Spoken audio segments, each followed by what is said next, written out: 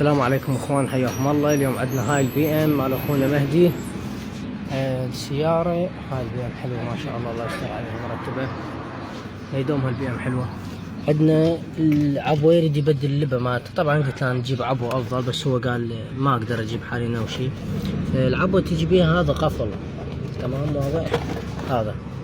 هذا القفل يجي شنو حاطينه ثابت، هسه راح نجلخه بالكوسرة وراها نعالجه بحيث يرجع نفس السيارات الياباني البقية، قفل ينفتح وينسى طبيعي. حياكم الله يا جماعة البي ام.